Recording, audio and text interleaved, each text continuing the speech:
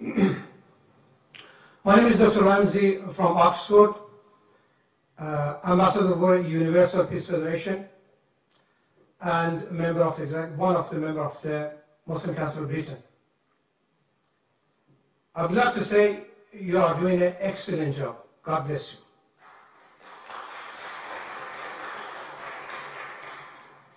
Now my question, Dr. Zakir Naik, in your opinion, is Islamophobia a real phenomenon? And if so, how do you suggest it can be tackled? Does the responsibility lies with the Muslim community, or should Western society be doing more to breach this barrier of fear? I'm talking about the fear. All phobias are fear of unknown. Thank you. The brother asked a very good question, that is Islamophobia a real phenomena? How should it be tackled? Is it the responsibility of the Muslim community to do it? Yes, there is Islamophobia, especially in this 21st century. And as I mentioned in my speech, I believe one of the major reasons for this Islamophobia is the media. And I said in my speech that the media spreads several misconceptions about this religion of Islam. I do agree it is the duty of us Muslims that we should spread the true teachings of Islam. I am aware that there are black sheep in the Muslim community. I am not saying all Muslims are 100% pious, all are good. There are black sheep in every community, including Islam. What does the media do? They pick up the black sheep of the Muslim community and they portray on the media as though they're exemplary Muslims. What we have to do is we have to portray the right teachings of Quran and the sayings of the Prophet Muhammad, peace be upon him. And if any Muslim is involved in doing acts which are against the religion of Islam, which are acts of terrorism, killing of innocent human beings, it is the duty of us Muslims that we should tell such people it is haram. There are some people who are being misguided and they are being brainwashed into saying that killing innocent human being is part of Islam. You will get reward. It's our duty as the mainstream Muslims to try and convey the right message of Islam and prevent such Muslims from being misguided. That's point number one. Point number two, it's our duty to tell the government of the country where you're living that Islam is a peaceful religion. And what I believe that Muslims should be part of the solution, they should not be part of the problem. The government should not think that Muslims are part of the problem, they should think Muslims are part of the solution. And that's the advice I even give to the police of India and the police of Bombay, and I interact with the police force very often. And I tell them that just for a few should take the Muslims in confidence. And the best is to have an interaction. I have addressed many police officers from very different countries, and we should try and have a question and answer session and remove the misconception in their mind and prove to them that Islam is one of the most tolerant religion, it's a peaceful religion, and if you know the teaching of Islam, surely the least person that you'll have to fear is fear a true Muslim. I'm not talking about the black sheep of the Muslim community. Hope that answers the question.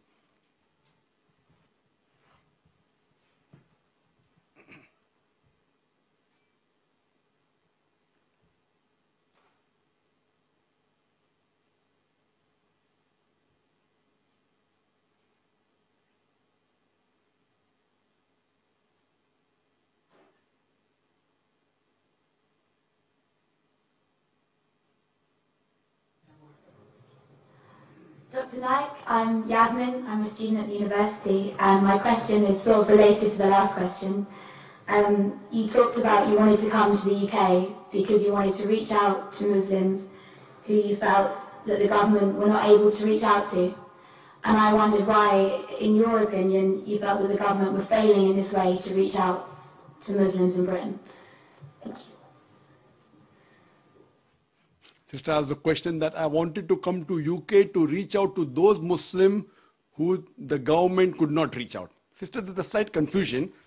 I said Charles Farr, the Director General of the Office of Security and Counter-Terrorism felt that I could reach out to those Muslims who the government could not reach out to. He felt that, not me.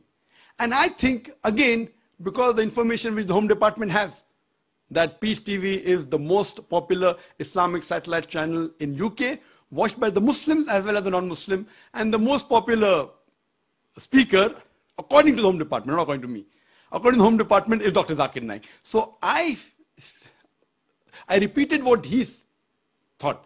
He thought that I could reach better. Maybe he thinks that my speeches have influence, and he may have read my speeches in context. That's the reason he was not in favor of the Home Secretary that she passed the exclusion order. Hope that answers the question.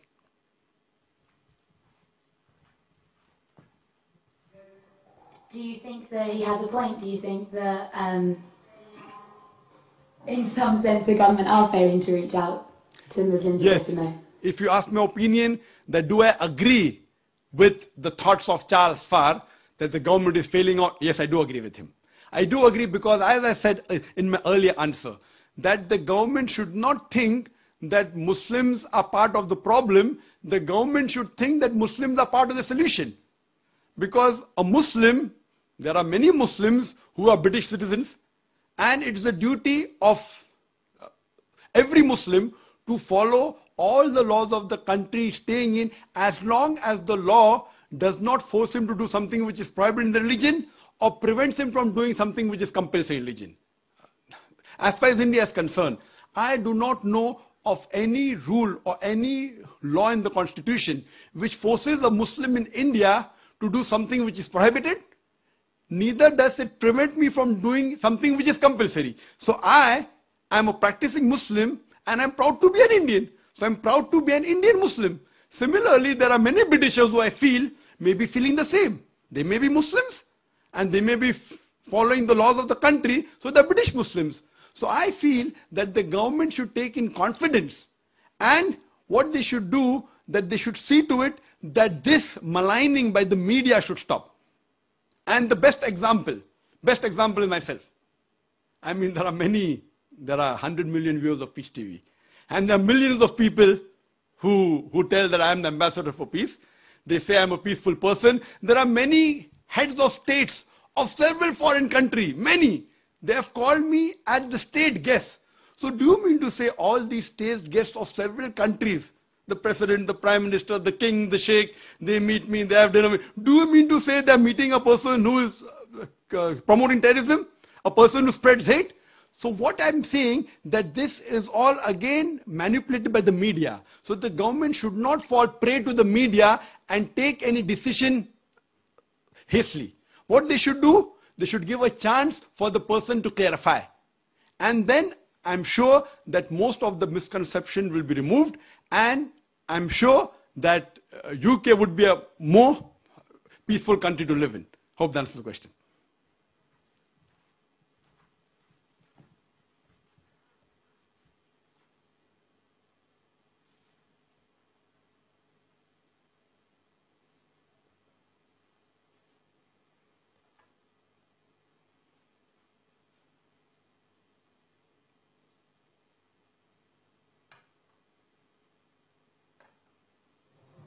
Dr. Naik, hello and thank you. My name is John. I'm a doctoral student here at Oxford, and I'm from the USA. My question has to do with persecution, specifically how former Muslims are sometimes killed if they have chosen to leave Islam, deciding that another religion is more true. For example, my girlfriend is Turkish and she lives in Turkey. She used to be Muslim, but decided to become a Christian after understanding Jesus in a new way, as God made flesh. She has had fears in the past that she may be harmed or even killed for her decision. In light of the recent attention to this matter in Pakistan with Miss Bibi and the blasphemy laws, my question is this: what are you doing, or what do you plan to do, to educate Muslims that if someone chooses to leave Islam, that person should not be killed?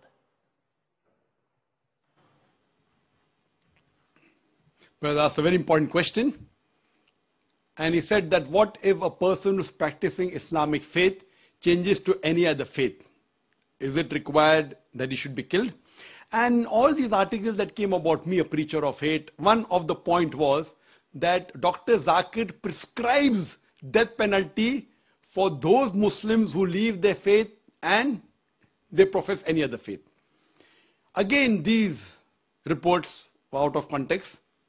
They took up a portion of my speech where I said that many scholars say that a Muslim who leaves his faith and professes any other religion, death penalty is the punishment. But I went on to further say that death penalty is not a standard punishment for any Muslim who leaves this faith and professes any other religion. I gave the example that one during the time of the Prophet Muhammad, peace be upon him, there was a Muslim who converted to another faith and had done some wrong deeds for which the Prophet had told they should be put to death. But later on, when Hazrat Usman, may Allah be pleased with him, he approached the Prophet and said that the man should be forgiven. The Prophet pardoned him. This incident proves that death penalty is not the standard rule for any Muslim who changes his faith. If he does some act which requires to be punished by death, depending upon the act he has done. But according to Islam and according to Prophet Muhammad, peace be upon him, according to me, death penalty is not the standard rule for any Muslim who changes his faith and professes any other religion. And that's what I've told in my talks. But unfortunately what they do, they pick up a portion of my speech from the YouTube and they show it to the Home Secretary and the Home Secretary believes it. What you have to see is in context. I have to give one more example I'd like to give. That the moment I was banned in UK, I was supposed to travel to Toronto, Canada. Immediately when the ban was effected, even my visa for Canada was cancelled. They also had a 5-year visa. And I heard on the Toronto news, it says, here the preacher of the preacher of hate. Hear what he says. And then they show my clipping. That when you beat your wife, don't beat on the face, point number 1. When you beat, you should not leave a mark on the body. Finish. Now they are showing a clipping, a portion of my answer. Anyone who hears these two statements, when you beat your wife, don't beat on the face. When you beat, you do not leave a mark on the body. A person would think that Zakir is showing how to beat your wife without leaving a mark. It was a portion of my answer when a non-Muslim asked the question that doesn't the Quran say that you should beat your wife? And I said the Quran says in Surah Nisa, chapter number 4, verse number 34. It says that when your wife is disloyal to you, first you admonish her. Point number 1. Admonish her first. Then you stop talking to her. Then stop sharing her bed. Then you can beat her lightly. The Arabic word is daraba. And when someone asked Ibn Abbas, may Allah be pleased with him, the companion of the Prophet, he said it means like beating with a toothbrush. And further the commentary says, so the Prophet said, when you beat your wife, you should not beat on the face, point number 1. Beat her in such a way that there's no mark left on the body. So this part was shown, and I continued. Islam and Quran never suggest wife bashing. It means you should beat with the toothbrush lightly. In modern terminology, I said beating with a handkerchief. Just a symbolic beating, such that you don't beat on the face, even a symbolic beating, and don't beat in a way in which there's no mark left on the body. That means it's an admonition. It's just a symbolic beating. So they cut off all the portion and show only 2 sentences of mine, and they promote that Zakir is a person who's against women. So these things were also done regarding the death penalty for a person who changes the faith from Islam. But as I told you, in Islam, the standard rule is not death penalty for a Muslim who changes his faith to any other religion. Hope that answers the question.